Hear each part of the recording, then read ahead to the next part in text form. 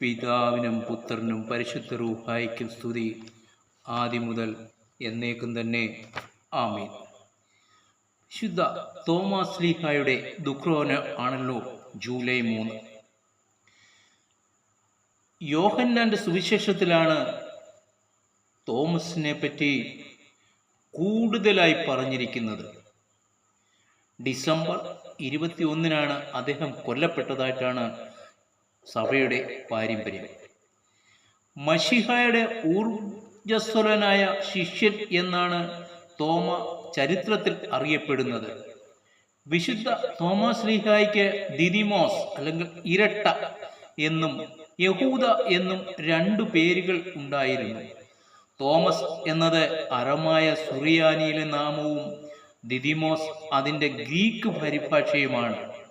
തൻ്റെ സഹോദരനായ ആദായിയുടെ കൂടി ഇരട്ട പിറന്നവൻ എന്ന അർത്ഥത്തിലാണ് തനിക്ക് ആ പേരുണ്ടായതെന്നും അല്ല, അദ്ദേഹത്തിൻ്റെ 2 വിരലുകൾ ചേർന്നിരിക്കുന്നത് കൊണ്ടാണ് അങ്ങനെ വിളിക്കപ്പെട്ടതെന്നും അഭിപ്രായപ്പെടുന്നവരുണ്ട്. ചുരുക്കത്തിൽ യഹൂദ എന്നുള്ളത് തൻ്റെ 1ാമത്തെ നാമവും തോമസ് 2ാം നാമവുമായി ആയിരുന്നു. 4ാമത്തെ സുവിശേഷത്തിൽ 3 പ്രാവശ്യം തോമ അഥവാ ദിദിമോസ് എന്ന പരാമർശം കാണാം. ഗ്രീക്ക് സംസാരിക്കുന്ന ക്രിസ്ത്യാനികളുടെ ഇടയിൽ ദിദിമൂസ് എന്ന പേരിലാണ് തോമ അറിയപ്പെട്ടിരുന്നത്. തോമയുടെ ചൂണ്ടുവിരലും അതിനടുത്ത നടുവിരലും ഒരുമിച്ചിരുന്നുവെന്നും കർത്താവിൻ്റെ വിലാപ്പുറത്ത് സ്പർശിച്ചപ്പോൾ അവ വേർപെട്ടുവെന്നും ഒരു ഐതിഹ്യമുണ്ട്. തോമാസ് ശ്ലീഹ ഗലീലക്കാരനായിരുന്നു. സുവിശേഷത്തിൽ അദ്ദേഹത്തെ പരിചയപ്പെടുത്തുന്നത് ധൈര്യശാലിയും ആത്മാർത്ഥതയുടെ അടിസ്ഥാനത്തിൽ ഉറച്ച തീരുമാനക്കാരനും ആയിട്ടാണ്.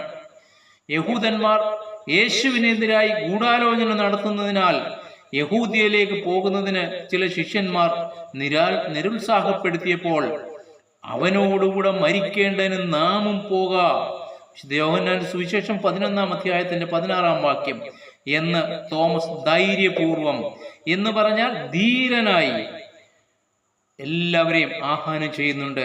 കാരണം എന്താണ്? മറ്റു ശിഷ്യന്മാർ ലാസറിന്റെ അടുത്തേക്ക് പോകുവാൻ ഭയപ്പെട്ടിരുന്നു. അവരെ കല്ലെറിയുമെന്ന് ഭയന്ന്.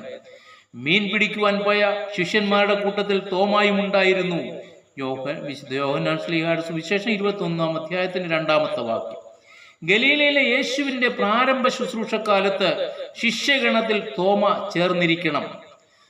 ശ്ലീഹന്മാരെ കർത്താവ് തിരഞ്ഞെടുത്തപ്പോൾ 12 പേരിൽ ഒരാളായിരുന്നു തോമ. ആദ്യത്തെ 3 സുവിശേഷങ്ങളിൽ തോമായെപ്പറ്റി ഒന്നും തന്നെ കാണുന്നില്ല. ശ്ലീഹന്മാരുടെ പട്ടികയിൽ തോമയുടെ പേരുണ്ടെന്ന് മാത്രം. യോഹന്നാന്റെ സുവിശേഷത്തിലാണ് തോമാസ് ശ്ലീഹായെപ്പറ്റി പല കാര്യങ്ങളും നാം കാണുന്നത്. വിശ്വാസ പ്രഖ്യാപനത്തിന്റെ ആദർശ മാതൃകയിലാണ് ബൈബിൾ വ്യാഖ്യാതാക്കൾ തോമാസ് ശ്ലീഹായെ അവതരിപ്പിക്കുന്നത്. എൻ്റെ കർത്താവും ദൈവവുമായുള്ളവേ, യോഹന്നാൻ 20:28 എന്ന പ്രഖ്യാപനം മറ്റാരും നടത്തിയിട്ടില്ല. 4-ാം സുവിശേഷത്തിൽ വിശ്വാസിക്ക് അനുകരിക്കാൻ തോമാസ് ശ്ലീഹയാണ് യോഹന്നാൻ കാട്ടിത്തരുന്നതെന്ന് പ്രസിദ്ധ ബൈബിൾ പണ്ഡിതന്മാരായ Raymond Brown, Rudolf CK Barrett എന്നിവർ പറയുന്നുണ്ട്. യേശുവിനെ അനുകരിക്കുന്ന സകല കാലത്തെയും സകല ശിഷ്യന്മാരുടെയും പ്രതിനിധിയാണ് തോമാസ് ശ്ലീഹ. തോമ ഒരു വിശ്വാസ പ്രതീകമാണ്. താൻ കണ്ട് വിശ്വസിച്ചവനാണ്, ഒപ്പം കാണാതെ വിശ്വസിച്ചവനുമാണ്. മശിഹായിൽ വസിക്കുന്ന ഒരു വിശ്വാസിയുടെ വിശ്വാസ പ്രഘോഷണത്തിന്റെ സംതൃപ്ത രൂപമാണ് എൻ്റെ കർത്താവും എൻ്റെ ദൈവവുമായുള്ളവേ എന്നത്. ശ്ലീഹന്മാരിലൂടെ വിശ്വസിക്കുന്നവരെല്ലാം കാണാതെ വിശ്വസിക്കുന്നവരാണ്. തോമായുടെ പ്രേക്ഷിതത്വം എന്ന് പറഞ്ഞാൽ തോമാസ് ശ്ലീഹായുടെ പ്രേക്ഷിത പ്രവർത്തനങ്ങൾ പറ്റി നമുക്ക് ലഭിച്ചിട്ടുള്ള അറിവിന്റെ ആധാരം പാരമ്പര്യമാണ്. പെന്തിക്കോസ്തിക്ക് ശേഷം ശ്ലീഹ കുറെ കാലം പലസ്തീനിൽ തന്നെ സുവിശേഷം അറിയിച്ചുകൊണ്ട് താമസിച്ചു. മാർത്തോമായുടെ പ്രവർത്തനങ്ങൾ എന്ന പുരാതന രേഖയിൽ ഇപ്രകാരം കാണുന്നത്: ഇന്ത്യയിലെ ഗോണ്ടഫോറസ് രാജാവിന്റെ കൊട്ടാരം പണിക്കുള്ള ശില്പിയായി അബനീസ് എന്ന കച്ചവടക്കാരനോടൊപ്പം മാർത്തോമാ ശ്ലീഹ ഇന്ത്യയിലെത്തിയെന്നാണ്. ഗോണ്ടഫോറസിന്റെ നാമത്തിലുള്ള നാണയങ്ങൾ ചരിത്രകാരന്മാർ കണ്ടെടുത്തിട്ടുള്ളത് കൊണ്ട് ഈ കഥയ്ക്ക് പ്രാബല്യം വളരെയുണ്ട്. മാർത്തോമാ ശ്ലീഹായുടെ അത്ഭുത പ്രവർത്തനങ്ങളുടെയും പ്രസംഗത്തിന്റെ അടിസ്ഥാനത്തിൽ ഗോണ്ടഫോറസ് രാജാവ് വളരെ പ്രജകളും ക്രിസ്ത്യാനികളായെന്നും ഈ രേഖയിൽ പറയുന്നു. 12 പേരിൽ ഏറ്റവും സമർത്ഥനും ഫലപ്രദമായി സുവിശേഷ ഘോഷണം നിർവഹിച്ചതും തോമസ് ശ്ലീഹായാണെന്ന് എവസിയോസ് എന്ന ചരിത്രകാരൻ പറയുന്നുണ്ട്. AD 13-നും 50-നും ഇടയ്ക്ക് എഡേസ ഭരിച്ചിരുന്ന അബ്ഗാരിയൂസ് രാജാവിനെ തോമസ് ശ്ലീഹ മാനസാന്തരപ്പെടുത്തി. അബ്ഗാർ ഒരു രോഗിയായിരുന്നു.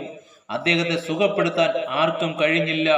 തുടർന്ന് യേശുവിന്റെ സൗഖ്യദായക സ്വഭാവത്തെ തോമാ മൂലം താൻ അറിഞ്ഞു. എന്നാൽ കേരളത്തിലെ പ്രബലവും പുരാതനവുമായ പാരമ്പര്യം അനുസരിച്ച് AD 52-ൽ തോമസ് ശ്ലീഹ കേരളത്തിൽ തുറമുഖമായ കൊടുങ്ങല്ലൂരിൽ വന്നിറങ്ങി.